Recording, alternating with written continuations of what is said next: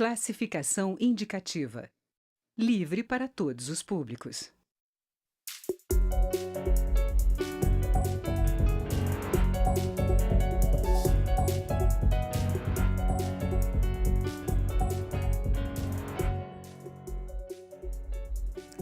A reforma da Previdência tem sido propagada como a solução para a crise fiscal que o país vive. Com o país envelhecendo e a alta informalidade da economia brasileira, seria impossível continuar sustentando o sistema atual de repartição, em que os mais novos pagam a aposentadoria dos mais velhos. Ainda não há texto oficial da reforma, mas o Câmara Debate recebe 2 deputados, um do Novo, outro do PCdoB, para debater o tema e investigar de que reforma da Previdência o Brasil precisa, se precisa. Deputados Daniel Almeida, do PCdoB, e Paulo Ganimi, do Novo, sejam muito bem-vindos aqui ao Câmara Debate. Eu começo, então, com o senhor deputado Daniel.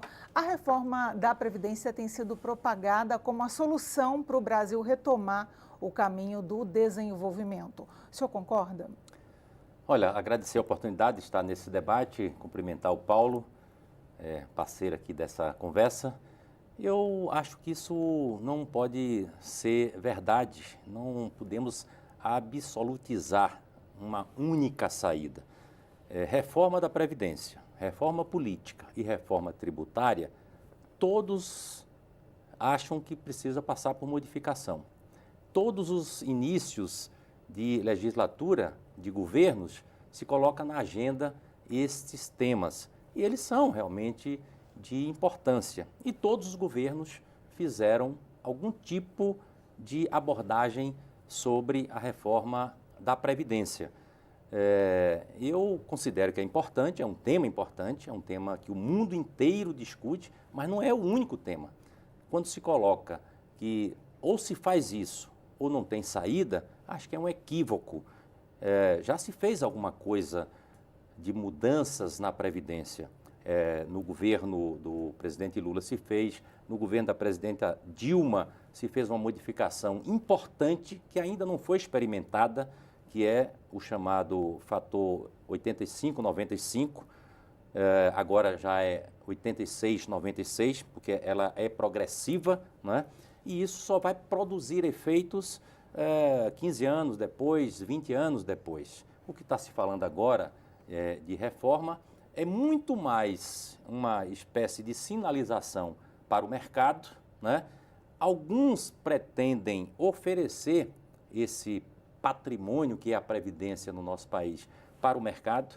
Quando se fala em capitalização, é uma sinalização de que esses recursos que são vultuosos serão acessados por parte do sistema financeiro. Então, acho que é importante, mas não é algo absoluto, inadiável. Nós deveríamos esperar os efeitos da reforma que já se fez anteriormente. E eu acho que também tem alguma coisa aí por trás, que é o seguinte: não vamos abordar temas que são candentes. Por exemplo, sistema financeiro. Hoje, quem rouba grande parte da energia e do trabalho dos brasileiros é o sistema financeiro, que leva quase metade do orçamento da União. Isso não é pouco, não. Dá em torno de 1,5 trilhão de reais. Aí ninguém fala, ninguém toca, fica todo mundo com um lucro absurdo que os bancos têm e, ao invés de tocar nesse assunto que é importante, fica falando só em reforma da Previdência. Deputado Paulo Ganimi, muito bem-vindo ao Congresso. Esse é o primeiro mandato, desejo boa sorte. Então, também desejo boa sorte, claro, ao deputado Daniel Almeida. Obrigado. Agora, deputado Paulo, o senhor concorda com a fala do deputado Daniel e, caso não concorde, eu sei que o seu partido ele se distancia um pouquinho da esquerda no espectro ideológico, mas caso o senhor ache que a reforma da Previdência é inadiável e necessária, de que reforma da Previdência que nós estamos falando? Certo. Bom, primeiro, obrigado por me receber aqui. É um prazer estar aqui, ao lado aqui do Daniel também. E eu acho que é importante a gente falar sobre esse tema. Eu acho que é fundamental, é um dos temas prioritários, não é um tema prioritário do governo Bolsonaro, é um tema prioritário do Brasil. Hoje, se a gente não conseguir fazer uma reforma da Previdência nos próximos meses, a gente está dando uma sinalização de que a gente não vai conseguir avançar com a nossa economia. Primeiro, porque a gente precisa fazer o ajuste fiscal. E sem o ajuste fiscal, a gente não consegue avançar, porque a gente está falando aí, isso impacta diretamente não só a credibilidade do Brasil com relação aos investidores, externos ou internos, não importa, mas também isso impacta até mesmo a questão dos juros, que foi falado pelo Daniel, que eu concordo. A gente dá muito dinheiro para os bancos, sim, mas não porque o banco é malvado, mas sim porque a gente tem um sistema financeiro que ele é prejudicial. A gente tem uma concentração muito grande, a gente tem uma dívida muito grande do governo, e aí a reforma da Previdência entra nesse aspecto também. A gente fazendo a reforma, sobra mais dinheiro para o governo gastar com saúde, segurança, educação, até mesmo também para pagar a sua dívida e, com isso, diminuir essa dívida e a gente conseguir ter mais dinheiro ainda para o futuro. E a gente está falando de um sistema, também pergunta qual é a reforma que a gente precisa, né? Para um sistema sustentável. Isso, uma reforma, a questão da capitalização não tem nada a ver com dar isso para o sistema financeiro ou para o banco. É o modelo de previdência. A gente tem o modelo atual, que é de repartição, que todo mundo contribui hoje para ajudar quem está aposentado atualmente. E o modelo de capitalização é você vai se capitalizando a sua própria previdência para que você tenha um montante no futuro, quando você se aposentar, para você poder usar esse montante. Outra coisa que é fundamental nessa reforma é separar uma coisa hoje que está misturada, que é a assistência da previdência. A gente precisa deixar isso muito claro. Quanto o Brasil e os brasileiros pagam para a assistência, que é algo normal, a gente precisa, de fato, ajudar aqueles que são mais carentes, da previdência, de fato, que é aquilo que a pessoa contribuiu para quando ela estiver aposentada, quando ela não puder mais, tiver capacidade laboral mais, ela usar para se sustentar. Então, essa separação da previdência da assistência é fundamental. A capitalização também é boa, porque você garante que a pessoa está contribuindo para aquilo que ela vai receber no futuro, dá até mais tranquilidade de que ela vai ter dinheiro quando ela se aposentar. E eu acho que ela tem que ser uma reforma também que atinja todas as categorias. Isso não quer dizer que todo mundo tem a mesma característica, mas todo mundo tem que colaborar, inclusive nós políticos. Então, acho que essa reforma tem que impactar também os políticos, os militares, todas as categorias, cada um contribuindo de forma adequada para a sua realidade, mas todo mundo contribuindo para o Brasil. Deputado Daniel, como o senhor mencionou aqui, lá no governo Lula foi feita uma reforma da Previdência que instituiu um fundo de previdência complementar no funcionalismo público. Quer dizer, quem quiser se aposentar com altas aposentadorias precisa complementar a aposentadoria do INSS, o teto do INSS. Que reformas ainda podem ser feitas? Uma reforma na idade mínima e que outro tipo de mudança? Pois é bem lembrado esta reforma que foi feita lá atrás, que muita gente continua a repetir que o servidor público se aposenta com altos salários e leva grande parte dos recursos que são destinados à previdência e à assistência. Isso foi verdade, mas isso já foi estancado. Já se estabeleceu que quem quiser uma aposentadoria maior terá que fazer a complementação, como se faz no Banco do Brasil, na Petrobras e assim por diante. Então, todos que entraram no serviço público a partir de 2007, se não me engano, 2003, né, já não tem mais direito a esta aposentadoria se não tiver a complementação feita pelo fundo, né? Então, isso já é um impacto menor ao longo do tempo, né? O que a gente tem que, eu acho, discutir, e aí eu tenho uma discordância com o Paulo, é que nós devemos preservar aquilo que, na minha opinião, foi algo muito importante que a Constituição de 88 fez. Estabeleceu o orçamento da Seguridade Social, entendendo que era necessário uma proteção a todos os cidadãos, a todos que trabalham, enxergando as diferenças. Uma coisa é o trabalhador rural, né? Que tem características específicas. Outra coisa é a pessoa que não conseguiu se colocar no mercado de trabalho por alguma razão. As pessoas que têm uma deficiência física e que precisam ter também uma proteção. E uma coisa é a rotatividade de mão de obra, que é muito grande, com a reforma trabalhista isso vai aumentar muito. Então, nós temos que ter um sistema que enxergue todas essas diferenças e proteja a cada um deles, né? Eu acho que esse é o modelo que nós temos e que nós podemos passar por aprimoramentos, né? Mas não destruir esse modelo. O modelo de capitalização é para destruir. A experiência mais sólida para esse modelo de capitalização se deu no Chile. E todos lá no Chile hoje, eu estive recentemente, no ano passado eu estive no Chile, discuti esse assunto. Lá o debate é sobre a modificação. Todos querem modificar. Os mais ricos têm sempre uma proteção, se capitalizam, porque já tem dinheiro naturalmente. Às vezes nem precisa da Previdência.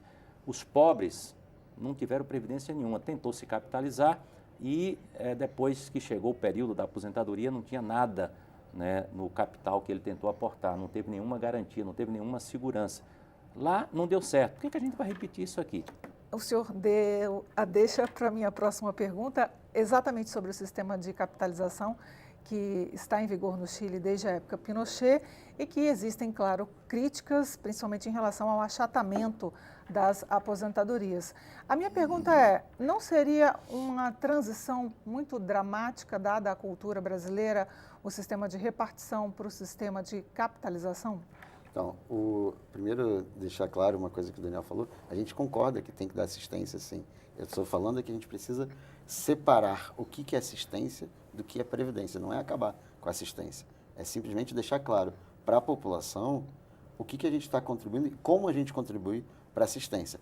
E quem contribui para a previdência, como está contribuindo e como a gente está, o saldo desse bolo para a previdência. Com relação ao sistema de capitalização, o chileno, ele realmente tem falhas, sim, e ele precisa ser corrigido. E a gente precisa que o nosso sistema de capitalização que a gente vai criar no Brasil, se for criado esse sistema, que ele não sofra com os mesmos problemas do chileno.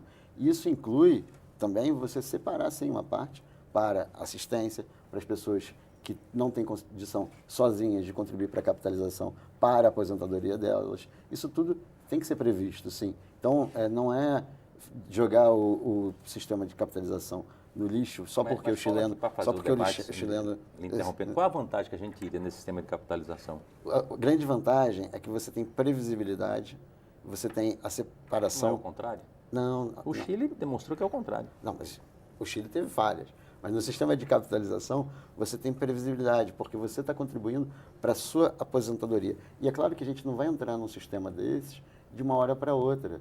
A gente não está falando que a gente vai mudar isso para todo mundo agora, mas provavelmente a gente vai começar, pega os jovens. Para as novas aposentadorias. Para quem está entrando agora no mercado. Esse jovem, ele já não acredita mais na previdência oficial, eles sabem que eles precisam poupar. E esse sistema de capitalização, inclusive, ele ajuda na cultura, na educação financeira, porque a pessoa começa a se preocupar com aquilo que ela vai ter no seu futuro. Quando você acha que o Estado vai garantir o sustento da pessoa de qualquer forma, porque você tem uma previdência ali, que alguém vai se virar para resolver o seu problema, e esse alguém é o Estado, você não está nem gerando cultura financeira. E um grande problema no Brasil, só para complementar, um grande problema no Brasil hoje é justamente a falta de poupança, não só na Previdência, mas a poupança, de maneira geral, é um dos problemas que a gente não consegue melhorar a taxa de crédito no Brasil, taxa de juros no Brasil, o acesso a crédito, porque a gente não tem poupança. Quando a pessoa não se preocupa em capitalizar, ela não se preocupa em poupar. Quando você muda a responsabilidade, você fala para o indivíduo, olha, isso aqui é seu, você tem responsabilidade sobre isso. A gente tem que dar responsabilidade para os indivíduos. A gente tem uma cultura muito grande, muito paternalista no Brasil. O Estado provê tudo. Eu vou precisar fazer um rápido intervalo e eu dou a resposta para o deputado Daniel Almeida no próximo bloco. O Câmara Debate está conversando com os deputados Daniel Almeida, do PCdoB da Bahia, e Paulo Ganimi, Novo, Rio de Janeiro, sobre a recuperação da economia. A gente faz um pequeno intervalo e voltamos já.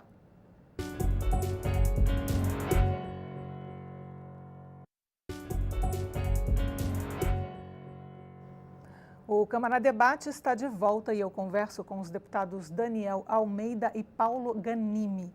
Deputado Daniel, o senhor responderia então no outro bloco ao questionamento do deputado Paulo sobre a questão de a reforma da Previdência fazer a economia andar? Eu acho que são vários fatores que precisam serem adotados, mecanismos para fazer a economia andar. Todos nós queremos que a economia ande. O país está estagnado há 4 anos, insuportável. A principal vítima disso são os trabalhadores, os mais pobres, né? E precisa ter crescimento econômico e distribuição. Não basta ter crescimento econômico, preciso ter uma visão de caráter mais social para que todos participem desse crescimento. Agora, nós temos que enxergar a sociedade brasileira como ela é, com a dimensão que ela tem, com as diversidades e com as especificidades. Uma coisa é você pensar naquele que tem um capital, que quer empreender, a gente tem que estimular muito isso, né? Ter iniciativa, fazer a poupança própria, pensar no futuro desde cedo, tudo isso é muito correto, né? Mas não podemos esquecer que tem uma parcela enorme que não tem esse tipo de possibilidade. Falta muito para chegar a este patamar, né? E precisa de proteção, né? O sistema anterior estimulava a pessoas que tinham melhor acesso às universidades, se preparavam para os concursos, iam para o serviço público, muitas vezes estimulado pela aposentadoria que ele teria no futuro, né? Então, esse era um estímulo extraordinário. Não, eu não preciso me preocupar não, que eu faço um concurso, entro no serviço público, você auditor, você procurador, você juiz, e a situação está resolvida.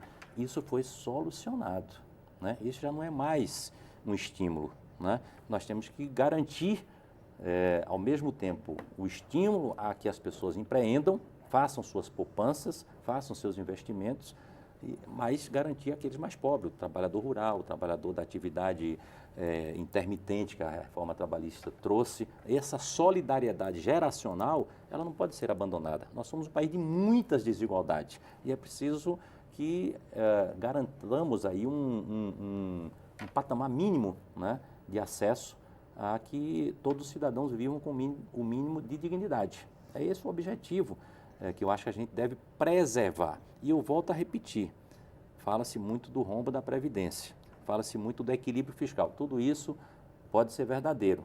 O problema é de onde vai tirar. Por que não impede essa sangria de recursos do sistema financeiro, que é quem provoca o maior desequilíbrio fiscal? Esse é que provoca o maior desequilíbrio. Ninguém toca nesse assunto. Isso é um assunto tabu. Não dá para não fazer esse debate. Isso é que impede a atividade produtiva. Tem que ter um pacto entre a produção, da produção entre o trabalho, né, e os empreendedores para que a produção cresça. Eu não posso me conformar, Paulo, que os bancos tenham todo ano, há muito tempo, não é da agora não, lucros acumulados de mais de 100 bilhões, como acabou de anunciar o lucro de um dos grandes bancos, 25 bilhões no ano de 2018, com a economia estagnada. Só esse setor que não perde. De onde é que tira isso? Do trabalhador, do povo mais pobre. E ninguém fala nisso. 1,5 trilhão vai para essa conta. E as pessoas ficam falando o tempo inteiro do rombo da Previdência, que é grande, 300, alguns falam em 300, 180, 170 bilhões, né? Mas é dinheiro que está sendo distribuído para o pobre, o desempregado, o acidentado, o trabalhador rural, né? Então, tira daí para preservar os bancos, não é certo. Deputado Paulo vai responder e logo em seguida a gente começa a falar sobre privatizações. Perfeito. Eu concordo plenamente contigo com relação a ninguém quer que esse dinheiro fique nos bancos. Mas para resolver esse problema, não existe nada além de reformar a nossa estrutura também financeira. E aí a gente está falando do ajuste fiscal. Por quê? Por que o banco cobra juros altos? É uma questão matemática. Juros, taxa de juros é preço. Se ele tem menos dinheiro circulando no mercado, menor é a oferta de dinheiro, maior é a demanda por aquele dinheiro. Ou seja, ele pode aumentar seu preço. Por que tem menos dinheiro circulando no mercado hoje no Brasil? Entre outras coisas, porque o governo pega muito empréstimo, porque o governo se acredita muito. Por que o governo pega muito empréstimo e se acredita muito? Porque ele tem que pagar, entre outras coisas, a Previdência. Então, se você quer resolver esse problema dos juros altos no Brasil, uma das ações é fazer a reforma da Previdência para que sobre mais dinheiro para o governo, tanto investir em saúde, segurança e educação, mas também para pagar a sua dívida, diminuir a dívida, ter mais dinheiro circulando no mercado e, com isso, o rico, o pobre, o empresário ou a pessoa física poder pegar dinheiro mais barato. Claro que não é só isso, a gente tem que aprovar o cadastro positivo de crédito, a gente tem que reformar nosso sistema financeiro, a gente tem que fazer muita coisa. Eu acredito muito que a gente consiga fazer isso nos próximos anos, mas questão financeira não tem uma chavezinha que você vai lá e fecha e o dinheiro para de ir para o mercado financeiro. Você tem que fazer reformas estruturais para isso, e a reforma da Previdência é uma delas. Por isso que é fundamental. A Previdência hoje no Brasil é um dos maiores sistemas de transferência de renda do pobre para o rico, e a gente precisa rever isso. Bom, a gente vai falar um pouquinho sobre privatizações, principalmente porque a gente ainda sabe pouco sobre esse assunto, o governo ainda não abriu muita coisa sobre o que pretende fazer. Mas o que já foi divulgado pela imprensa diz respeito a uma privatização em massa das estatais brasileiras. E ficariam de fora, pelo menos é o que a gente também observa na imprensa, a Caixa Econômica Federal, Banco do Brasil e BNDES, que é um banco de fomento de grandes projetos. Falou-se em Petrobras também, né, em algum momento. Petrobras também, desculpe, esqueci a grande empresa Petrobras. Como que os senhores veem essa questão? É uma solução pontual? Ajudaria na crise fiscal? Porque resolve o problema de caixa momentâneo, mas não resolve um problema de fluxo. Tem que ser uma privatização com razões estratégicas. Volto ao mesmo ponto, né, que nós estávamos discutindo anteriormente, né? Equilíbrio fiscal, todos desejamos equilíbrio fiscal, é importante que tenha o equilíbrio fiscal, mas de onde tira para fazer o tal equilíbrio fiscal? 2 pontos percentuais na taxa Selic a menos daria uma economia muito maior do que o rombo da Previdência a cada ano, do que o que pode se arrecadar com o processo de privatização. Por que não faz isso? Por que o Brasil tem o maior juro do mundo? Nenhuma economia se estabilizou com esse patamar de taxa de juros. Nós acompanhamos no Japão na década de 80, na década de 90 inteira, até recentemente, taxa de juros próximo de zero, para recuperar a atividade produtiva. Quando teve a crise econômica nos Estados Unidos, em 2009, 2010, a taxa foi para 0,25, só modificou recentemente. Né? Por quê? Para estimular a atividade econômica, recuperar a economia a partir do desestímulo ao investimento no mercado financeiro para propiciar a atividade produtiva. Lá não se fez privatização, não.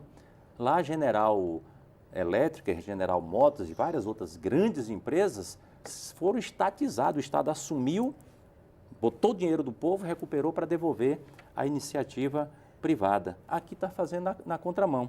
Aqui se mantém a taxa no patamar absurdo, né? Intolerável, lucros escorchantes dos bancos, nada se faz em relação a isso.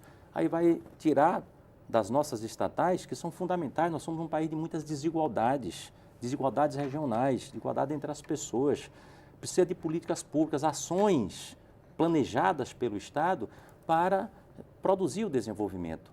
Eu não conheço nenhuma economia que não tenha passado por isso. Recentemente eu discutia com economistas e com pessoas da Bolívia.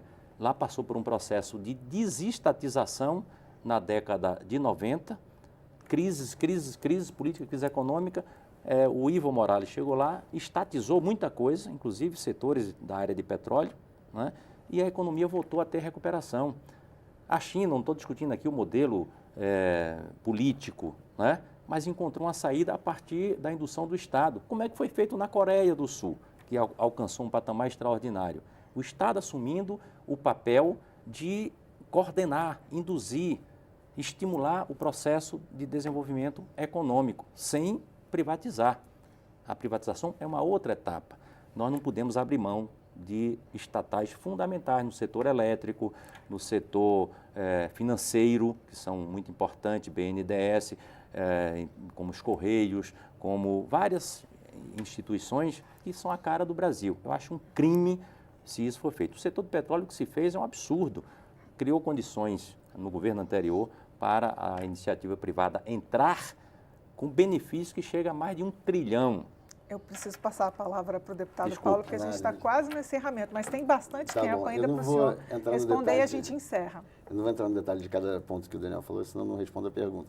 Agora, a minha pergunta sobre as estatais é fundamentais para quem? Porque para a povo, sociedade brasileira. Para a sociedade realmente não é. Para se desenvolver. Quem se deu bem com as estatais nos últimos anos foram exclusivamente políticos ou pessoas ligadas a políticos. Mas a Vale era estatal, privatizou, dizia que ia dar eficiência, está nesse daí. Eu posso completar? Não, tudo bem. Então, assim, acho que a grande diferença, talvez o ponto principal hoje de divergência entre nós do Novo e a visão do Paulo Guedes com relação às estatais, com relação à economia, seja nas estatais. Porque diferente dele, que ele acredita que não tem que privatizar algumas estatais, a gente acredita que tem que privatizar todas elas. Não existe estatal estratégica para o país. Estratégico para o país é dar poder ao cidadão, desenvolver saúde, educação básica, principalmente, segurança. E quando a gente fala da solução da privatização não é só para ter caixa. Isso é uma solução. A gente poderia usar esse caixa, entre outras coisas, para pagar a dívida que a gente tem, parte dela, ter mais capital circulando, conseguir ter mais dinheiro para investir em outras coisas, mas também a gente tem que lembrar sempre que o governo, qualquer empresa privada ou pública, ele continua como sócio. Por quê? A empresa paga imposto. Então, quando a gente tem uma empresa que sai da amarra estatal, consegue se desenvolver e produzir cada vez mais, ela continua contribuindo financeiramente para o caixa do governo, porque ela vai continuar pagando impostos e tributos de maneira geral. E cada vez mais que ela se desenvolva, e a experiência que a gente tem, as empresas que foram privatizadas, por mais que a gente possa até concordar que algumas privatizações não foram bem feitas, isso é fundamental e é nosso papel, caso a gente comece a privatizar de fato, que a gente fiscalize e faça boas privatizações. Não é sair vendendo a qualquer preço, mas privatizar bem, com bons sistemas, bons modelos, a gente vai estar trazendo até mais caixa futuro, porque essas empresas vão estar cada vez melhores. E o exemplo do Correio, desculpa, mas quem no Brasil hoje gosta dos Correios? Acho que ninguém, nem provavelmente os funcionários dos Correios. Então, assim, é um bom exemplo do que tem que ser privatizado. E aí o Correio não tem que privatizar apenas, tem que quebrar o monopólio. Agora, se você quebra o monopólio hoje sem privatizar, você quebra o Correio, que as outras empresas vão chegar no Brasil e vão, com certeza, quebrar os Correios rapidamente. Então, a gente precisa, sem dúvida, mudar essa visão. O brasileiro, a gente tem que acreditar mais no brasileiro. Acho que esse é um dos grandes problemas que a gente tem. O Estado tem seu papel, sim, para prover aquilo das pessoas que não têm condições por conta própria de se sustentar ou fazer o seu trabalho avançar. A gente tem que garantir segurança, fundamental. Hoje a gente não consegue garantir segurança, a gente não consegue garantir educação básica, a gente não consegue garantir saúde para a população. Então a gente tem que focar nisso e deixar as pessoas se desenvolverem. Eu acredito muito na pessoa, eu acredito muito no brasileiro, em cada um deles. Então se a gente der mais responsabilidade e mais poder e o Estado parar de atrapalhar o cidadão, parar de atrapalhar o empreendedor, com certeza a gente vai crescer. E é isso que eu acredito. Então não que a gente tenha um paizão, um Estado paizão que na verdade é um pai mau, porque ele não provê o que ele tem que prover, e ele tenta prover aquilo que ele não deve, ele acaba... É o cidadão se sentir parte do Estado, ele hoje está fora. Ele tem que se sentir parte dele dele parte mesmo. do Estado são só os empresários, os grandes banqueiros. Ele não tem que se sentir parte do Estado, ele tem que se sentir parte da nação, do Brasil. O Estado é uma parte mas disso. ele tem que ser controlado pela sociedade. Controlado? Bom, da próxima vez vou marcar um debate de 1 hora para 2 deputados tão qualificados, meia hora é impossível. Muito obrigada, deputado Paulo. Foi ótimo. Muito obrigada, deputado Daniel. Obrigado. Com respeito, né? E o Câmara Debate termina aqui. Eu conversei sobre a recuperação da economia com os deputados Daniel Almeida, do PCdoB da Bahia, e Paulo Ganimi, do Novo, do Rio de Janeiro. Você pode rever esta e outras edições na nossa página na internet ou no YouTube. E também pode participar do debate sobre esses temas na Câmara. Entre no site edemocracia.câmara.leg.br e participe das discussões. Eu sou a Aline Machado e este é um programa da rádio e da TV Câmara. Muito obrigada pela sua audiência. Até a próxima.